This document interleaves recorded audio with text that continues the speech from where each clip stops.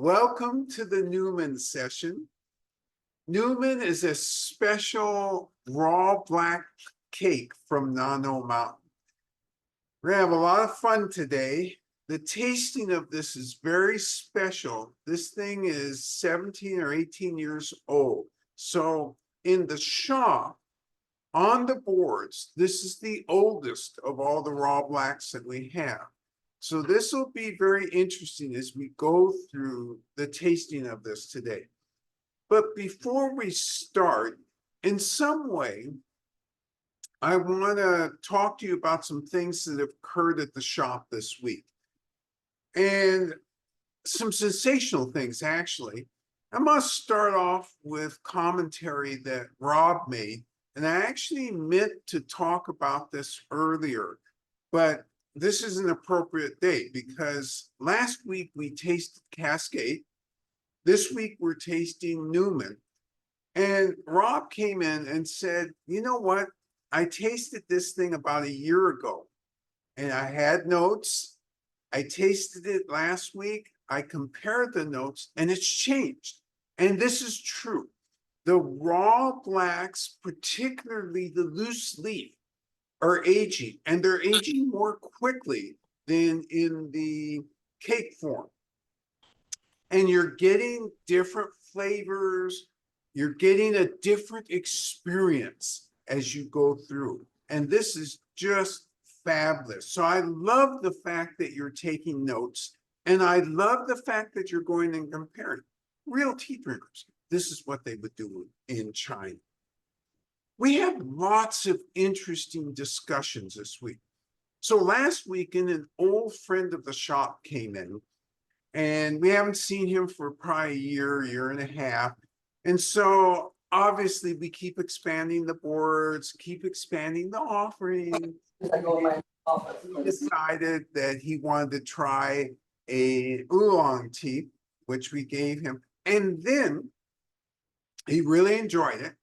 And he said, and by the way, this guy has been around the tea business, has done a little bit of wholesaling himself, but has not been to China.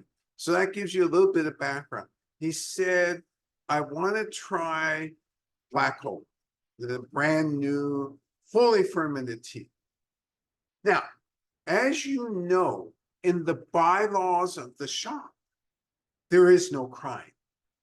But I might have to amend those bylaws because we now permit crying for tears of joy. So he cried when he had this thing. He did not expect a fully fermented tea to be this rich and interesting. And he's had Ancient Woodland. He's been in here before and is just blown away. And this week, Anthony was here as well.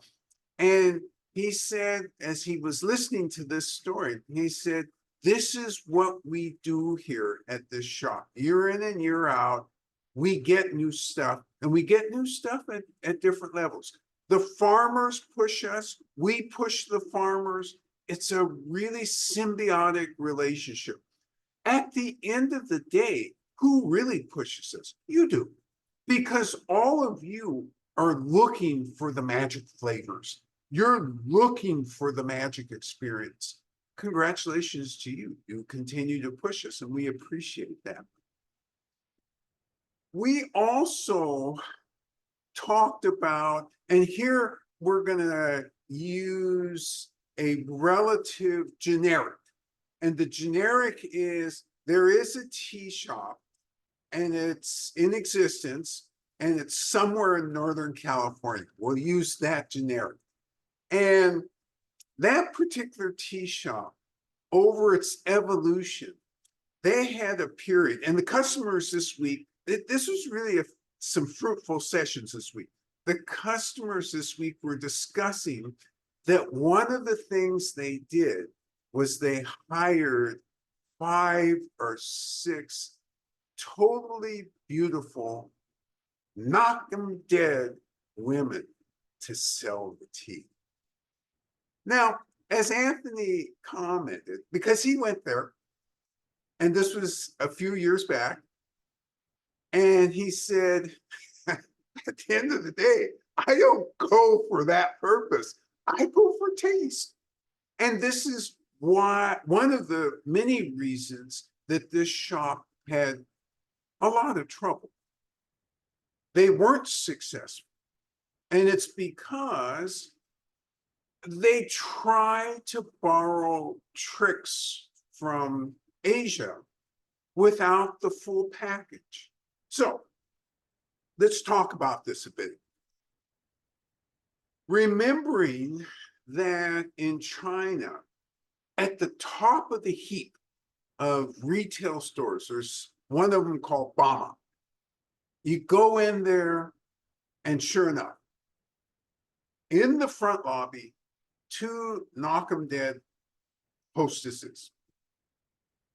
The difference being is that they have top level tea. They have tea from within the mountain. They're famous for their scarlet rope. They're famous for their cliff teas. So when you sit down and taste this tea, oh my God, you don't even think of the beautiful hostesses. What you think of is, oh, I am transported into the mountains.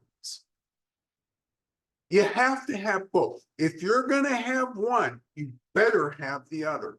The thing that is masterful is the tea itself. It's nothing else. The packaging of the tea doesn't matter. And you know this from some of the best shops that advertise in Beijing. Cruddy packaging. Oh my God, that tea is good. Now, some of the places try and do both. That's okay. But here you have a tendency to try and disguise things with packaging. Not at this shop, but at other places. That's just not acceptable. It's about the tea. One more story.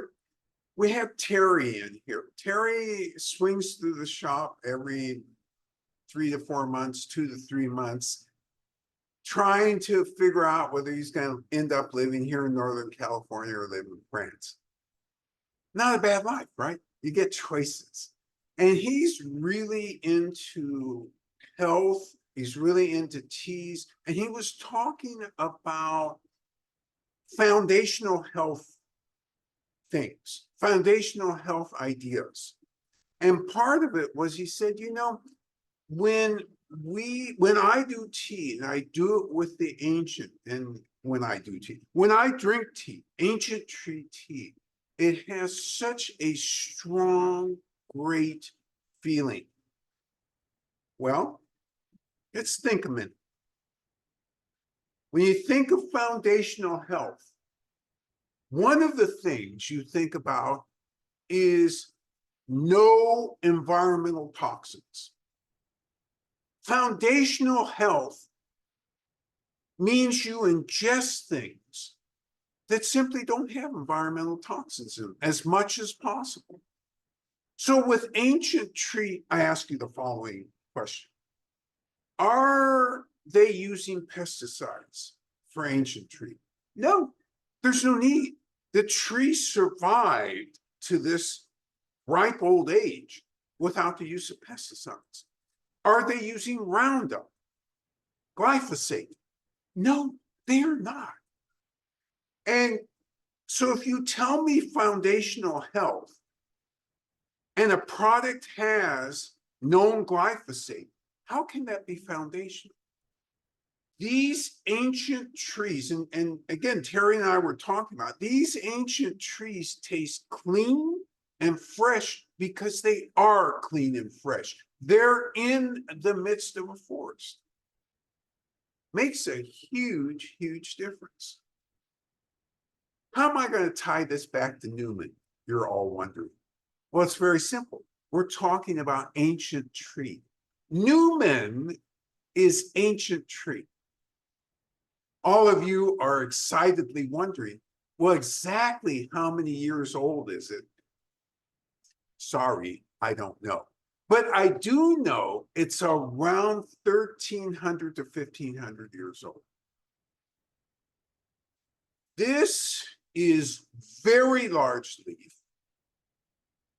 comes from Nano, which is one of the famous mountains in southern Yunnan province.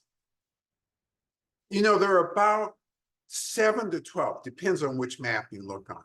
Traditionally, 7 famous mountains, you know, Yiwu, Laobanjiang, Bingdao, a bunch of famous mountains. And Nano has always, Jingmai, Nano has always been one of those indigenous peoples, Aini people. And they've been famous for a long time for doing tea. So let me take a small digression here because sometimes there's confusion. Let's clear up a confusion. One of the confusions about when raw black and fully fermented started has to do with how tea from this area was described. So in ancient texts, it was described as pu cha or bu cha, usually really referring to location, not so much a methodology of doing the tea. So as far as we know, but we don't know this for sure, the actual act of fermenting the tea is a relatively newer activity. Newer, maybe 800 years old. We don't know exactly, maybe 700 years old, maybe 500 years old. Nobody exactly knows. But the reference to tea from this area is much older. They've been producing tea in this area for a long time. So that's the digression. Let's get back to the actual tea itself in the unknown. So the leaves are quite large, and they use traditional methods for raw black. So let's think about these traditional methods for a minute. You've heard me talk about them last week. You pick the, you know, nothing surprising about that. You wither, nothing surprising about that. Fry quickly, nothing surprising about that. Roll, and then you sun dry again. So why isn't it in our imaginations? Why isn't it all the same tasting? Well, first off, different trees. And these are genomically all different at this age group, right? So that's one reason. But what about technique? Are the farmers using a different technique? Well, they actually are. So, for example, in Nano, they tend to wither much longer than farmers in other places. So that's an element that's immediately identifiable as, oh, this is a little different. What else is different? They fry for a very short time only, shorter than some of the other locations. But you know what? In doing a careful analysis, I think that the real secret is that they roll with less force. So you roll on the bamboo, you're shaping the leaf. In some areas, you see these guys, they got muscles bulging as they're rolling. They're using force. Here, they're using grace. They're not applying as much force. So these all lead to different outcomes. Does it take longer than you use a light? Great question. So the question was, does it take longer when they're using lighter force? And no, it doesn't. So that also means that it's not going to be exactly equivalent, doesn't it? Because if you're using great force for an hour versus a little force for less force for an hour, the actual result is going to be different. And as it's different, it's going to influence the flavor. And then there, let's go to my notes. So these are some of the areas where Nano is significantly different. what does this village look like? And is it easy to get to? Like most of the villages in southern Yunnan, not easy to get to, hard to get to. You know, when we took a group there in 2019, I think you've all heard me talk about the fact that one of the people on the trip complained about, I can't find where we are on the map. Where's my GPS? Where's my cell phone data?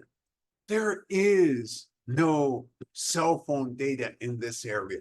You can't find yourself on the map. So it's not like you can put in Google Maps and print, oh, okay, here's the address, you know, talk me up there. No, you have to ask, you have to experiment, ask, experiment some more. It's really interesting. It's very, very different to get to these places. So it's in the mountains. You get up there to the main point, and you can't drive actually into Bompo unless you have a little cart, like a three-wheeler. You can't drive a car into Bompo. You can walk from the main village, but that takes about an hour and a half. And so this whole area is layered. How far above sea level is it? It's roughly about 4,500 to 4,800 feet above sea level. Does it get rain? It gets about 50 to 60 inches of rain a year. So there's ample water. It's in a nice location. There's fog up there every so often. So these are all common characteristics that we hear us talk about frequently in terms of great places to grow tea. And again, is this monoclonal? Is it row after row of ancient tree? As soon as I say the word ancient tree, you should get rid of the vision in your head of monoclonal. It's a forest, and it's growing in the midst of other plants. There is no Roundup getting rid of ground cover. Not happening. This is a natural forest. And these trees have been here so long that they've integrated with the plants around them, and root-wise, they've integrated. And that also is an influence on the flavor. So all of these elements work to create a unique flavor in Bompo. Now, how am I doing here? I'm still doing okay. One of the things I want to do is give you a little bit of background as well. So a background about history of this area, just a short background. So one of the things that's important to note is that in the past, so what does that mean? Pre-1970, almost nobody from the outside was going to this area. And tea tourism didn't really become popular until the 1980s. So why am I mentioning this? Because this has had an influence on the farmers who produce the tea, hasn't it?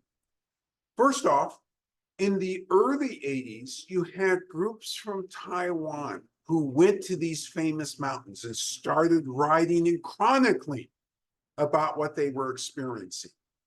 And as they chronicled about what they were experiencing, the farmers got a feeling, okay, you're tasting this and tasting that, marketing to this and reacting to that.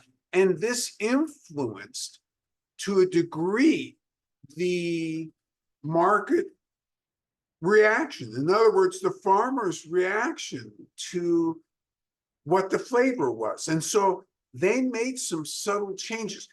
Both worked on each other. The tourism worked on the farmers, and the farmers trained the tourists. So you had both things going on at the same time.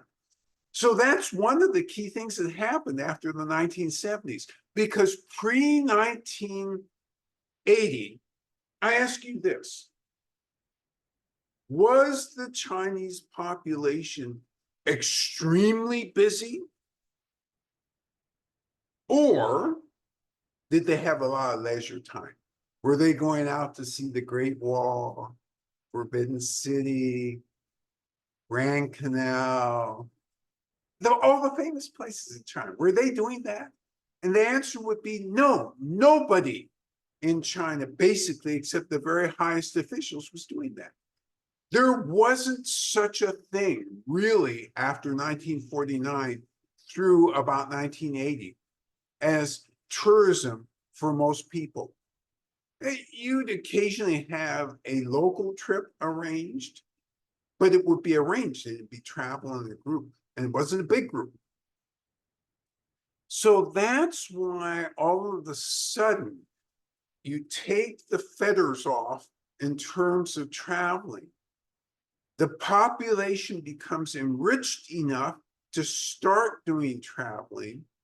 You go to places, you give your feedback, and the places are responsive to feedback. And actually, first in China, you got traveling from outside of China, and specifically, except in rare cases like myself, you got people in Taiwan first going to these places.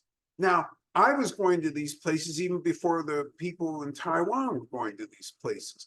But my influence was negligible, almost zero. But when the Taiwanese came through and were writing articles and publishing in Taiwan, and the Chinese government was looking at those, and it was influencing other people from Taiwan to come and visit these areas. And they spoke Chinese, therefore they had a way to communicate with the local population. This started to have a tangible influence on the area. Did this mean that these indigenous people tossed off all their cultural norms? The answer is absolutely not. But whenever you get influence from people that you can understand, you make subtle changes. And the subtle changes again go back and forth because you teach people from the outside, here's how we do things, and this is why. And here's the result, and here's what you should appreciate. And so this is really an interesting interplay in this area. And it's one that's really rarely talked about. And in the West, almost completely not understood, because there's the assumption that, oh, tea has always been done a certain way.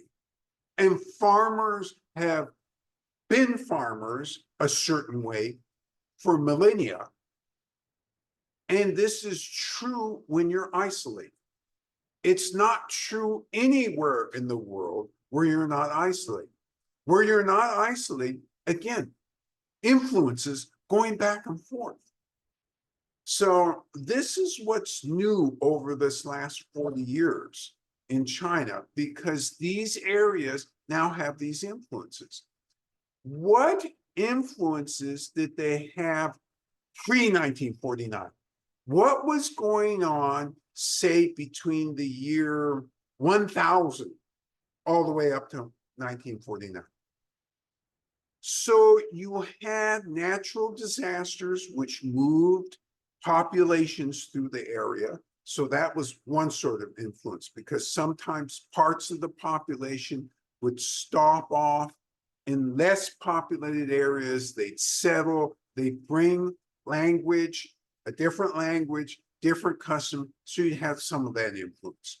You had traders, but traders were really small numbers, and those numbers occurred not every day. You didn't wake up one morning, I wonder if somebody's going to come from Kashgar in Xinjiang today. Or I wonder if somebody's going to come from Lhasa today. Or even, is somebody going to come from Kunming? which is the provincial capital of Yunnan. Are they going to drop by today? Are we going to be able to swap news? The answer is no. Traders infrequently, once or twice a year, visited these villages. And that was it. So basically, these villages were isolated unless there were natural disasters, in which case there were population movements. What else? What about man-made disasters like war? So war, you'd have refugees, right? And then occasionally, but not very often, if a group broke off from one area and still had relatives, you did have some interchange, but they couldn't just go down to the Chinese post office. Oh, let me drop a letter here and let everybody know what's going on 100 miles away. Oh, no, that's not how local interchange worked at that time. You got on a donkey or a horse and rode up, visited, and stayed for 3 to 6 months, and then went back. So the picture I'm trying to paint here is that change occurred slowly, and this influence on one another was really incrementally slow, because, okay, you created the tea, you sent it by the old tea horse road with traders, the traders went out, and maybe 6 months later they came back. Oh, they really loved your stuff up in wherever it was they left it on. And they said, if next time you could just, whatever the suggestion was, and that was that. Not really very much feedback. So therefore, if I could only what? I don't quite understand what that means. And so things stayed steadily the same, essentially. Come 1949, change in government, China starts to look outward. It's still inward looking, but it is starting to look outward, trying to think about, well, how do I become a better country? More prosperous country is really what I meant by that. And the internal lessons that they were learning during those early years meant that there wasn't a lot of time to think about tourism. There wasn't a lot of time to think about what changes are we going to request so that things improve. The changes, the big changes that occurred were in terms of healthcare and hygiene. Those were the big changes. But you asked me for changes in flavor in the 1950s and 1960s? Are you kidding me? We're dealing still with basic elements of how to get the society to be in great shape? Answer is no. So that all comes starting in the 80s, because then you start to have outsiders come. Yeah, I wish. And then whatever the wish was. And then the people are hearing, oh, these guys would be pleased if, I don't think we can do that, but let's think about that. Maybe we can over time. So as more and more people went back and forth. So let me give you an example, because I was there during the 80s. 1980, I'll never forget. I go to this hotel outside of Kunming, and it's the Rock Forest Hotel. And so Stone Forest, I'm sorry, not Rock Forest, Stone Forest. And it's this beautiful set of carved stones, almost in a forest configuration, quite large, outside of Kunming, probably an hour, hour and a half. I arrive at the hotel.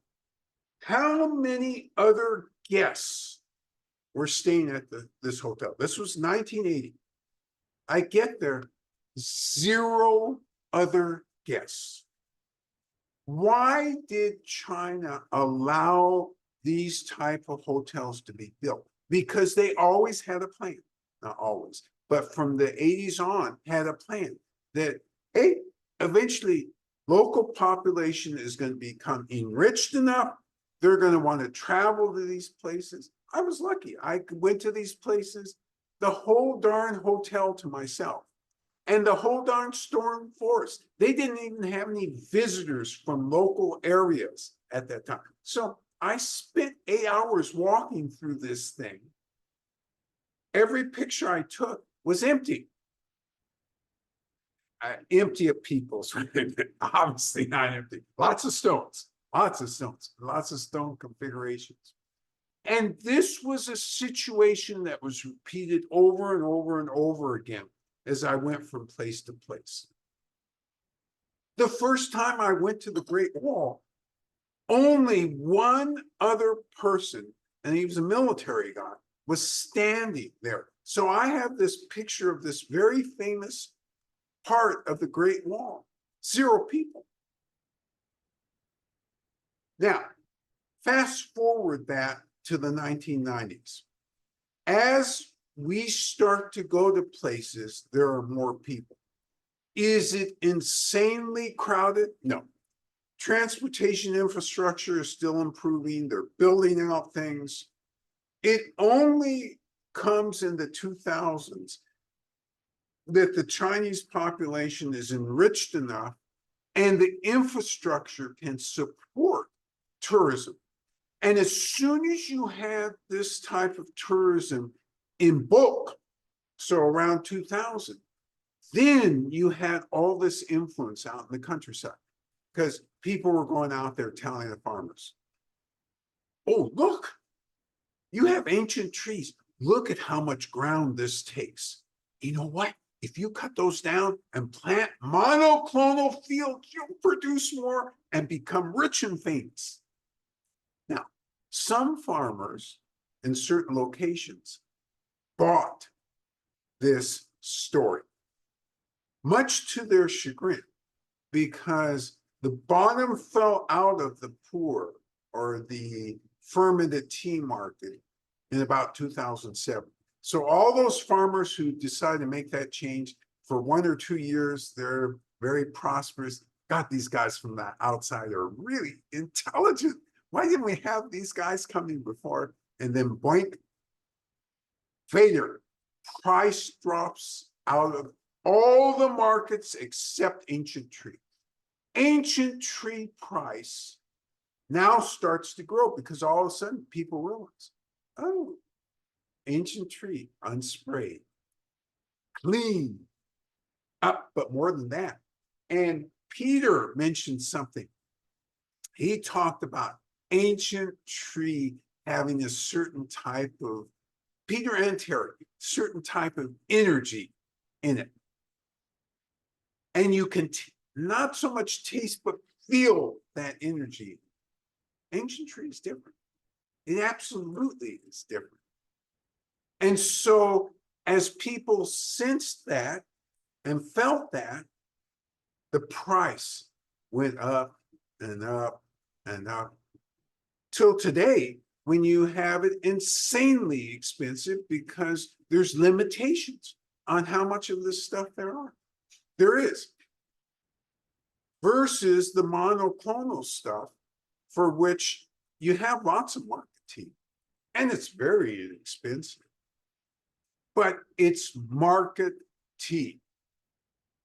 And remembering, can market tea even enter this room? The answer is no. We don't permit market tea in this room. There will not be any change to the bylaws for that.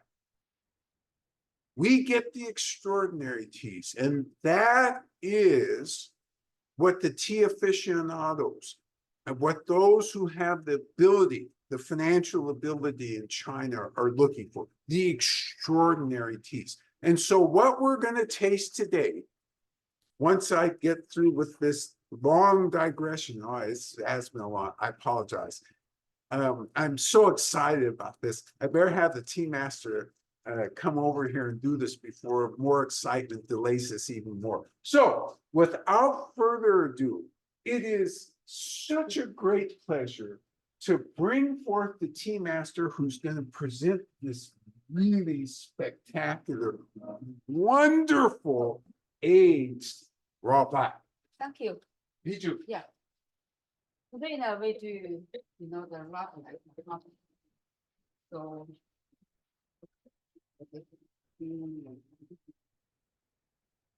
So it's a cake.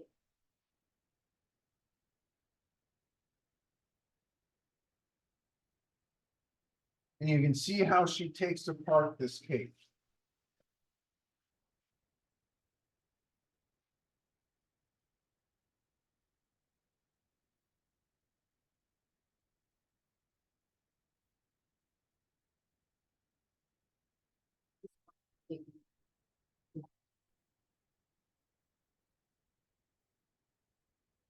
You can see it's cake form. And just as we've taught you, we take a portion of the cake and leave it in the bag or in the wrapper, but we have and these come in sets of 8.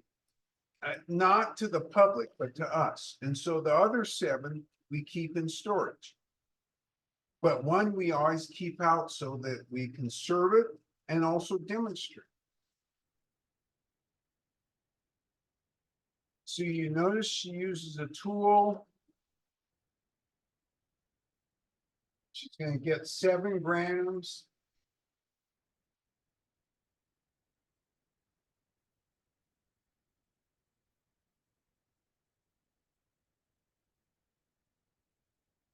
You notice it's not hard to use this and get this cake apart.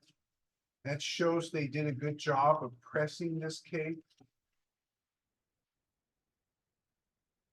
And this was done in non-no. This did not travel outside of non-no. This was done in non-no. Has it always been a cake or was there a time it was loose leaf? When it was picked in 2006, it was loose leaf for a year. And then the next year they pressed it into a cake. That's why it's 17 to 18 years old. And why, again, is most raw black pressed into a cake? Most of it is pressed into a cake because I'll tell you what, it's so much easier to store cakes because they can stack. When people want cakes and they sell cakes, very rarely do you see much loose leaf. It's only here and a few other places, but not many, where you can really pick up loose leaf. This you can't pick up loose leaf as far as we know anywhere. In fact, as far as we know, we're the only ones who have this particular cake. There may be some cakes in individual collections in China, but as far as we know here in the States, we're the only ones. All right, so this uses 170-degree water, 175-degree water, I believe. 7 grams, it's already pre-measured. As usual, she heated the cups. She's drawing the 175-degree water right now.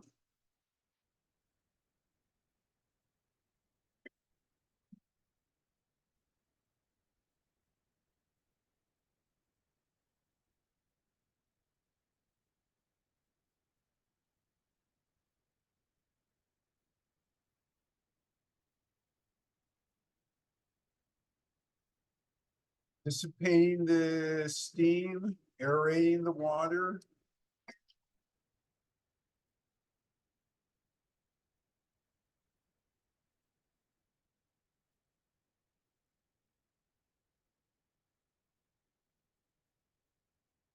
We are so grateful to the people in Nanawa because when we first went there in the early 2000s, did we know everything there was to know about tea? At the time, I thought I knew a lot. But then as it turns out, over the years, I didn't know very much at all. And the people were really patient with us. And as they introduced us to this, they patiently went through history, showed us the methodology. It's just really a great relationship over time that we have developed. One of our favorite places to go to.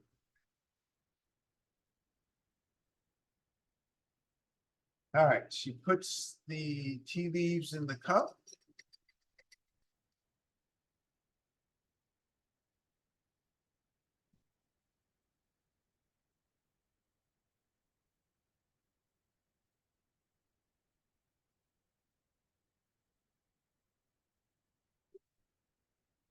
And pours in the 175-degree water. It's 10 minutes.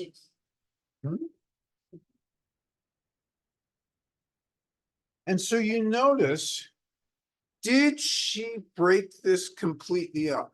No, she broke it up enough so it's mostly segregated, but it's not completely segregated, but it's all touching the water. And so that's enough.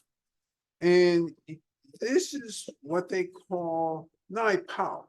And really, the literal translation is it can be patiently steeped. So let me translate what that means. What it really means is you can get a lot of steeps from this. And you'll notice in the instructions, it's 2 and 3 ones. 2 minutes for the first steeping, 1 minute for 3 other steepings. So there's tremendous potency in these leaves. And again, these leaves, ancient tree from 17 or 18 years ago. Now let's think about this for a minute, because I explained that the market dropped out of the bottom in 2007 for for all fermented tea. This market continued to grow over the years because it was ancient tree. And they actually picked this the year before the bottom dropped out, and then had the foresight to create cakes in the year that the market did drop. The bottom of the market did drop, yes. How many grams or ounces are it? 357. 357 grams in a cake.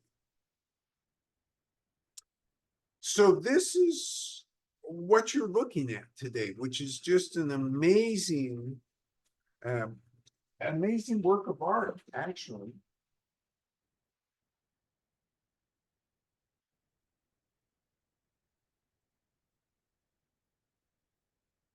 So that was a 2-minute steeping. Let's take a look at this for a moment. Remember to get your notes out from last week. Do you remember from last week what Cascade was like? Look at the color of this. There is color, isn't there? It's amazing. Yellowish. Let's enter the quality arena. Let's see what this is like. Remember, what we're trying to do is determine where the dryness is. We're looking for aftertaste, and then we're looking for energetics. How does it make me feel? And you'll get all of these things through repeated early and thoughtful tastings. And the second time we go through, we'll be adding aroma and taste to it. So let me start.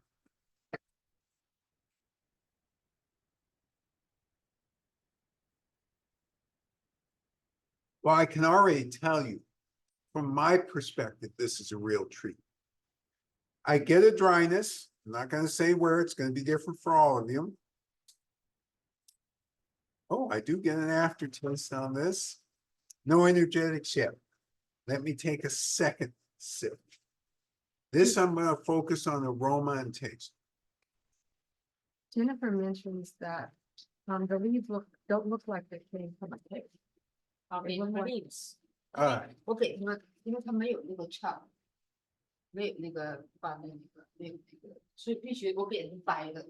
Yeah, so 不是 it looks cake 啊 that way not cake， because 我 she, 他们没有这个 yeah, you don't have this thing. 我不能给 And, cake and this thing, she was able I use this to, yeah, we did get this from this exact cake, as it turns out.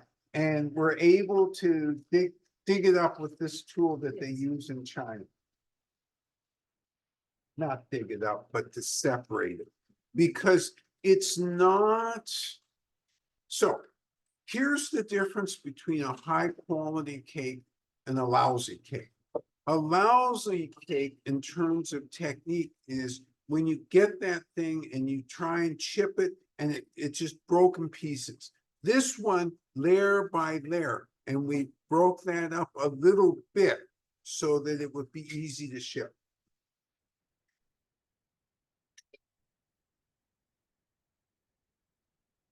Okay, I have my impressions. It's your turn to brew.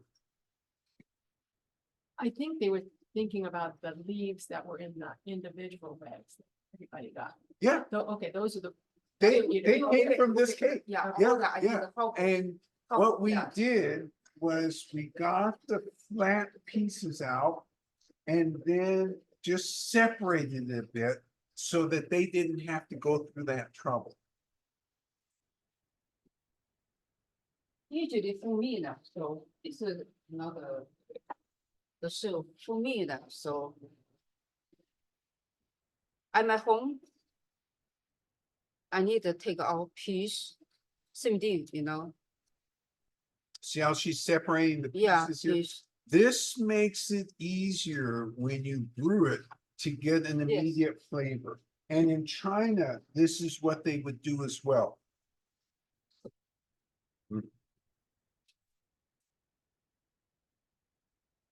都是配的，这没有问题。Yeah. OK，就是不是。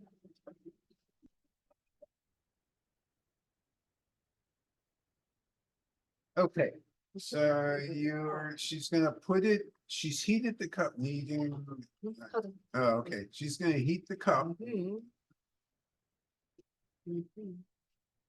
This finish. If you don't break it up like that, and you don't have to because we already did it, but if you don't break it up like that, you don't get an even pour out of this, and it just doesn't taste the same unless you break it up and simulate individual leaves to a degree. Not every single leaf is pulled apart, but enough has to be exposed so you get good taste right away. So tea's quality is highest, but also I give you, you know, the idea. So made, you know, the hard, but also, you know, I know the high quality made hard, but also, you know, be careful, you know, the temperature. This focus temperature, speed, over, you know, also, yeah. So you see me, you know, look like clay, no? So my hands are always touch, you know, so I touched. This is 170, very important. 170 this way. So I touch here. 倒彩就是那水的温度一定要降来，帮助它的那个茶叶那个浸泡，而 Okay. 且它的会有释放出来甜味儿。Yeah, so again, reminding you, lower temperatures will bring out a wider range of flavors. That's why we aim for 170. That's why she aerates. That's why she dissipates the steam, because you get a wider range of flavors, more of an inherent sense of the possibility of the flavors comes through when you do that. So looking right now is really, really important. I see one more time. Let's get steam. Low temperature. Mhm.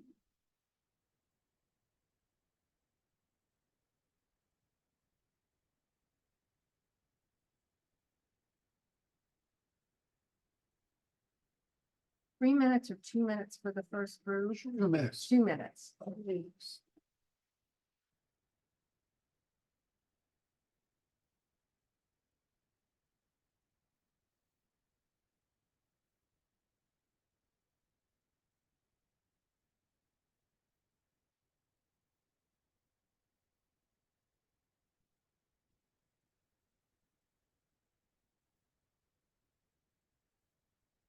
It's So- on purpose, yeah. Okay, so and again, you see right away that because she broke up the leaves, you're getting more surface exposed, and that's why 2 minutes works. If you just had flat pieces and just dumped it in for 2 minutes, it would be very light. You wouldn't get an even flavor. And this is why she broke it up for you, so that you didn't have to worry about an even flavor, and we could do this together. Oh, did I put the timer on? I did. Okay, good. We're in good shape. 他们会拿到水的，因为这里是把水的。对，但是你别说那个，因为你让他们先说了，对。So yes, this exposes the flavor right away, which you're gonna tell us in a minute what that flavor is, because this has a very distinctive flavor related to Nano Mountains. And the Chinese tea elite, when they get this tea, first off, they love this tea, but there are reasons for that, and you'll discover as you're going through this.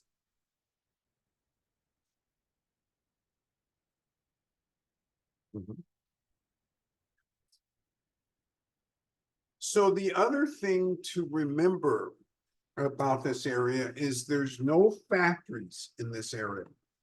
They're actually tea factories, but I mean no industrial factories in this area. It's very, very much separated from other areas that produce manufactured goods or even other agricultural products. This is all about tea. Non-Nor Mountains is about the tea. Timer's gone off.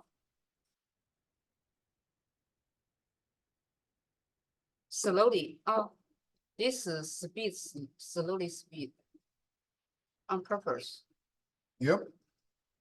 Nice and steady, Still slow. have cake, yeah, You leaves. still have little pieces of cake, but by and large, Second. it's all single layer.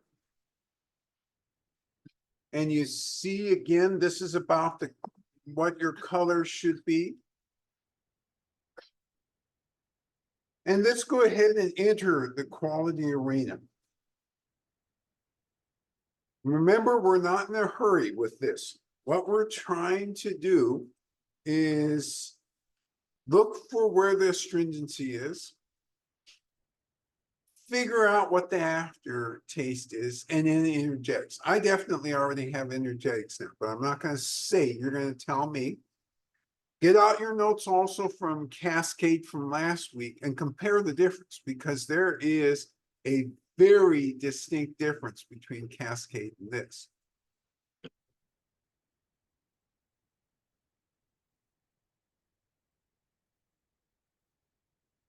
And one of the things which I don't usually do, but I'll point out to you, even though this was a shorter brewing time, look at how much I've drunk already. So, knowing that I'm the understudy and lack self-control, that's an obvious evidence of that. Usually, though, when we're doing this, I have enough self-control that by the time you are drinking it, I've only taken a sip or two. And this time, I lost all self-control.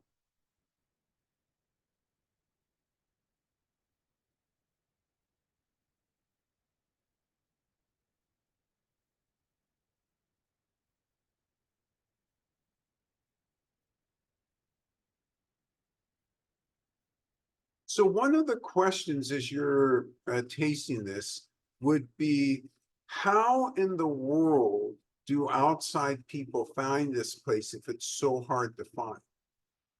Part of it is because it is so famous that people can ask all along the way, well, how do I get there? It will take a long time and the roads are not good, but people who are tea tourists, tea adventurers, are usually extremely determined. They know that these places produce something very special. And when you get there, what's interesting is they've got a room where you can taste the tea. One of the things they do when we come is right away, they turn the tea over to us and say, you brew the way you are going to brew, because they realize that we do large cups. They're most comfortable of all the places we go to in Yunnan. They're most comfortable with us transforming this into the large cup experience. They think it's rather unique and cool that we've done that. Yes. To comment, of course, there's a raw black. There's an immediate umami flavor that comes through for me. So it's a bit lighter than I expected. An umami flavor which characterizes it as raw black, although this commentator says lighter than expected. So as you're fully fermenting, as you're in that journey, that sense of immediate umaminess that you get from a youthful raw black, something that's just been produced within a year or two, is less, because the fermentation and the oxidation together are changing that flavor profile. I found the dryness, I have to, that's on the top of my tongue, but I had to wait for it. Ah, great commentary. Dryness is at the top of the tongue, but it's not immediate. It occurs after a bit. It's almost like you have to drink a couple layers or 3 or 4 layers, and then all of a sudden it shows up and starts layering on your tongue. Great comment. Rob says it's smooth, the stringency on the center of the tongue. There is kind of a hint of nuttiness and some butter. Love this comment. Rob says hint of nuttiness and butter, and for him the astringency is in the center of the tongue. Let's go to that nuttiness and butter. One of the reasons, now here come my excuses, that I consume this so fast is because it does have that buttery taste. It is really, really drinkable. Unlike most raw blacks, especially in the early stages, they're good, but there's not that urge to just drink immediately. This thing, it's very pro-Western palate, nuttiness. We have lots of things in our palate that cause us to like nuttiness and butter. What a great combination. What a great call, Rob. Peter says this keeps changing. Took the third sip to sense some astringency and also a slight tobacco taste in the first third. And now it's giving away to hints of a floral. Love this comment. Peter notes in the beginning, it takes a bit for astringency to appear. He also detects a slight hint of tobacco taste in the beginning. And then as he goes down, hey, floral. Where did that come from? So the Chinese would be on board with all the comments so far, that there's changeability in this tea, that right from the start, instead of hitting you with umami, there is some, but it's less than usual. Hints of nuttiness, hints of floral. The tobacco's not out of place. There is a hint of that. All of these combine for what you're tasting is aged raw black. And this is not aged a year or two. This is 17 to 18 years old. Think of how much development this has gone through this 17 or 18 years old, 18 years of existence. You've had the younger raw blacks, and those hit you sooner, faster, stronger, more distinct. This is better blended. It's that blend and the complexity of the development of that blend over the years. Peter has a question. In long aged tea, does the qi in the leaves change as well as lessen? So this is a question about qi and age and change. So the question really is, from my perspective, about how distinctive from an energetics point of view is this tea. And for me, remember when I first sipped it, I couldn't detect the energetics.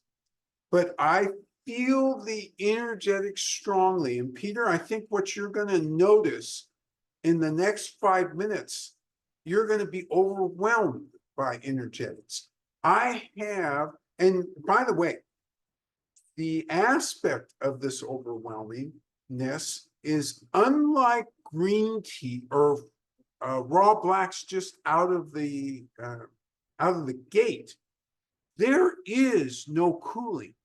You can tell this is ancient tree because, oh my God, it's warming. I am sweating, and I normally don't sweat when I am doing this session and drinking tea.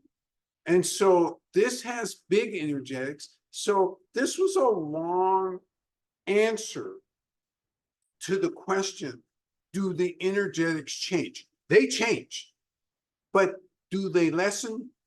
No, I don't believe they lessen. Do they transform? Yes, they do transform, but they don't lessen, from my perspective.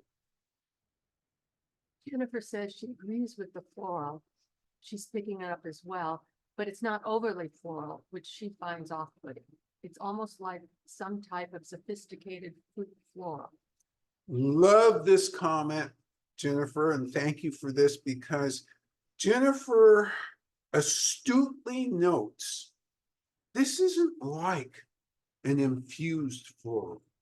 This is like an ethereal floral that, if you think about it, could almost be said, no, it's not floral, it's fruit. Oh, no, it's not fruit, it's floral. It's interchangeable. And remembering from a Western perspective, and that was completely unfair. From everybody's perspective, floral and fruity are very closely related. So I'll call it floral or I'll call it fruity, and you may be vice versa. And the fact that you got both of those was a great catch, because it is the ethereal floral, the ethereal fruit. And that's one of the things that makes this so unique, because it's that flavor that's underlying, and as you drink down into the tea, you get it, and it's like, oh my God, where else do I get stuff like this? Not very many places.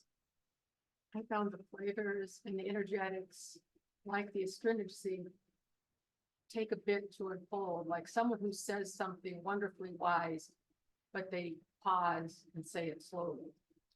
Love this comment, Kate.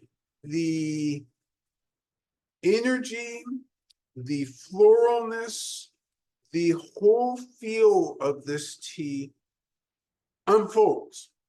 And this is the key to the remark Kay just made, because what it's saying is you can't be present in minute one and say, okay, I understand this tea, and go on. Oh no. This is a tea that as you keep sipping it, more and more information unfolds. More and more of the essence of this tea unfolds. This is a much slower unfold than Cascade. Last week, Cascade revealed itself quickly. This thing, even though I'm consuming this thing quickly, no self-control, is unfolding slowly and revealing more and more. We love Numen as an example of what aged tea can end up being like, and what it should at its highest levels be like. This is a tea that the Chinese store owners who know us would like to purchase back, just simply because of this. They can't find this on their market anymore.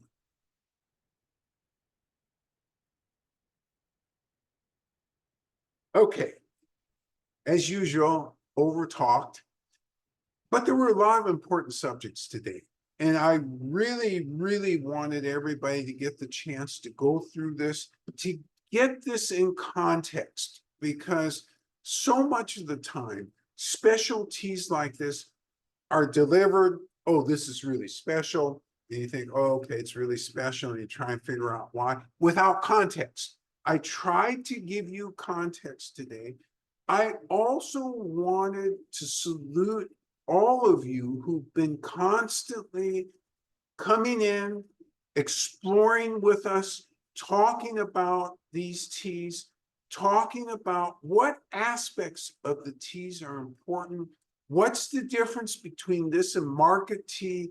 What's the difference between what we present and most people present? And this is a perfect tea to illustrate those things. And the fact that it was ancient tree, untouched, unpesticided, unglyphosated, and so clean and energetic. When you talk about foundational health, this is foundational health because you don't have to worry about those things. And it's really, really interesting. Gosh, how do we do better next week? We can't necessarily do better, but we can complete this triumvirate with something a little different. It's called primordial force. That's what we'll be doing next week. We're really, really pleased to be able to present that one to you as well. So your responsibility this week is to stay healthy. And we really, really are enjoying this series with everybody. And we look forward to sharing primordial force with you next week. Really glad that you took the time to go through this one, especially with us this week, because this is truly, truly special. You have a good week now. Bye-bye.